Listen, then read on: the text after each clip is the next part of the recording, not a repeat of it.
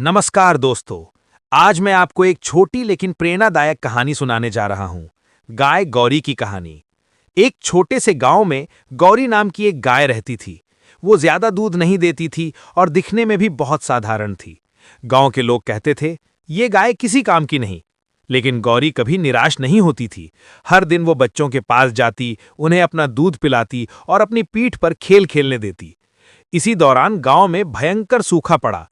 खेतों में अनाज नहीं उगा, खाने को कुछ नहीं बचा। ऐसे समय में गौरी रोज थोड़ा थोड़ा दूध देती रही। उसी दूध से बच्चों और बूढ़ों की जिंदगी बची। तब गांव वालों को समझ आया, असली मूल्य कभी बाहर से नहीं दिखता। हर किसी के अंदर कोई ना कोई विशेषता होती है जो सही समय पर सबसे बड़ी ताकत बन जाती है। तो दोस्तों, कभी खुद को छोटा मत समझो।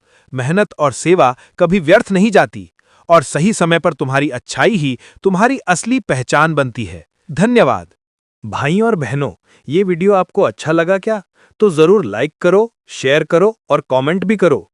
और हाँ, नई वीडियो के लिए फॉलो करना मत भूलना।